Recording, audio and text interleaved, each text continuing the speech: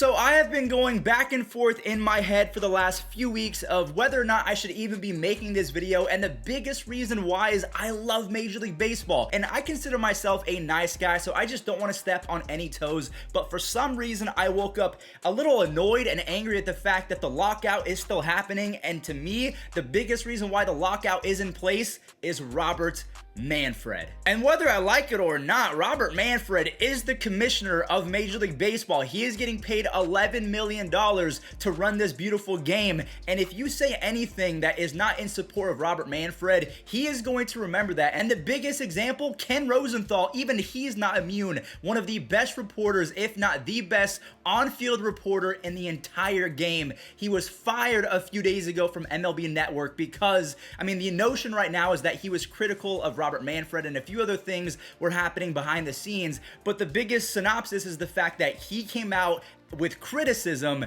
against Robert Manfred, and he just held a grudge, and now his contract is not going to be renewed. He's been fired from Major League Baseball. So today what we're going to do is we're going to go ahead and risk it for the biscuit. If MLB wants to hold this against me, that is fine, but I want to make sure that everyone is being held accountable for their actions. So what we're going to do is we're going to talk about the 5 biggest things that Robert Manfred has botched in his tenure as commissioner, because his contract ends in 3 years, I believe, after 2024. So are we going to get a replacement? Maybe after listing these 5 things, you might want one. So the first thing, in my opinion, that Robert Manfred has completely botched is the thing that happened most recently. He allowed the lockout to happen. There has not been a work stoppage in Major League Baseball since before I was born. Fuzzy wasn't even a thought. Most of you guys weren't even born. I believe it was the 1994-1995 season, and Robert Manfred acknowledged this. He came out and said, there has not been a work stoppage or a lockout in 26 years.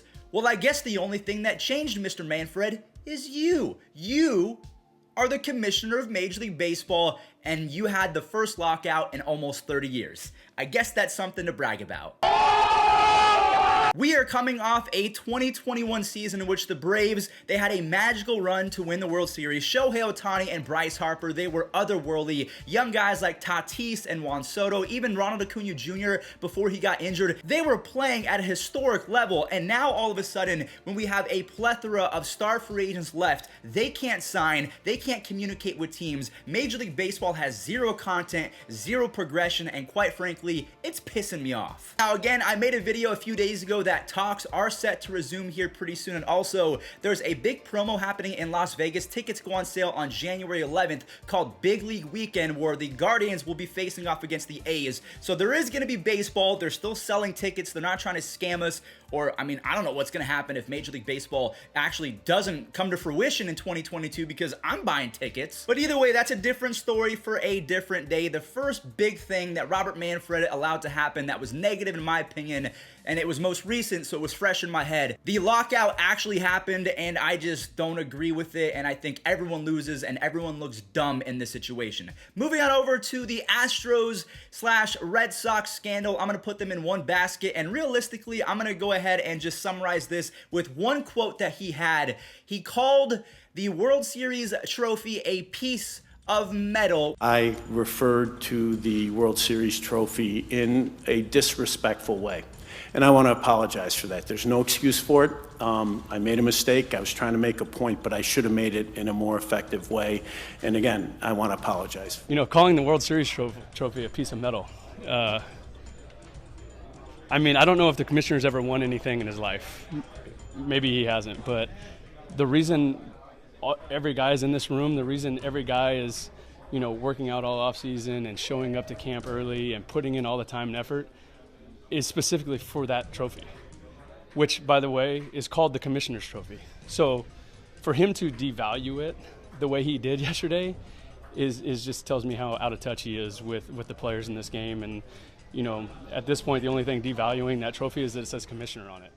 Now, he did apologize, and I guess you have to give him credit for that. He understood that calling it a piece of metal when it's named after his own job, the commissioner's trophy, probably not a good idea. Now, moving on to number 3, this is unequivocally objective truth. He allowed pitchers to cheat and use sticky substances. I can tell you guys from sources that I know within Major League Baseball, pitchers that are actually playing, that yes, Robert Manfred said, okay, you guys are cheating. We're going to go ahead and be lenient with these rules. We are not going to enforce them. And then all of a sudden there was like 6 no-hitters in the span of 4 days. I'm being dramatic, but there was a lot of no-hitters. Strikeouts were up, and the game of baseball, it was a whole lot more boring to watch because there wasn't a lot of action because pitchers were so much better. The biggest example, James Karinchak, the dude was striking out almost 20 hitters per 9 innings. They banned the sticky Stupsons, and then he became actually garbage. I love the guy, and I think that he's going to be good going forward, but his strikeouts per 9 were cut by almost 70% or something crazy like that. So he knew that pitchers were cheating. He didn't do anything about it until the middle of a season, and Tyler Glass now blames his injured right arm on Robert Manfred's decision to actually enforce the rules in the middle of a season as opposed to giving them a warning. And even Garrett Cole, he called him out for the same thing. Legislation on the custom and practices that were going on, and MLB felt that they got to a point where they needed to do that, and certainly all on board. I think the long-term trajectory is really good in terms of what's been going on. It's been a bit challenging to do it in the middle of the season. They've been aware of this, and maybe getting out a little bit in front of it, giving us some time to kind of adjust going into the season would have been my preference or our preference, I think. But as players, like, we're here now and we're adjusting. Moving on over to the 4th big thing that Robert Manfred botched. So Major League Baseball bought Rawlings a few years ago. So Robert Manfred essentially controls how the baseballs are being made. And it came out that 2 different baseballs were being used in 2021. But as a pitcher or even just a hitter, you would have zero idea as if you were using a 2020 ball where, home runs were being hit at a record pace, or 2019 baseballs. They were all put in one batch with the new baseballs that were supposed to not travel as far. So if you were a hitter and you absolutely barreled baseball up, it might go 380 to center field and not carry because it was the new baseball. But maybe in your next at bat, the 2019 or the 2020 baseball was being used. Maybe you hit a pop-up, but all of a sudden it starts carrying and carrying and carrying, and you get a home run on a worse hit because the baseball that was used before traveled further. So the fact that there was 2 different baseballs in 2021, that's terrible. They literally own Rawlings. Major League Baseball does. That can't happen. And then last but not least, like I mentioned at the beginning of today's video, they fired Ken Rosenthal because he came out with an article or 2 that was not positive of Robert Manfred. And I don't blame him for writing these articles because we all have the same feelings. I know it's subjective, and subjectivity kind of gets in the way of being a professional. Like, that's why I fully enjoy being a YouTuber. I'm not controlled by a corporate entity, and I'm not worried about losing my job or losing my income because I come out and say something negative. That's why I probably will always be a YouTuber. Would I love to sit at a desk with Dan Plesac and Harold Reynolds and really analyze baseball and have fun on MLB Network on a show? Absolutely, that's my end goal. But making videos like this, like Ken Rosenthal just showed, it's not a good idea in terms of saving your butt. Let me just say that. So that does it for today's video. I just wanted to put in a nutshell everything that Robert Manfred has done, in my opinion, that has hindered the game of baseball and actually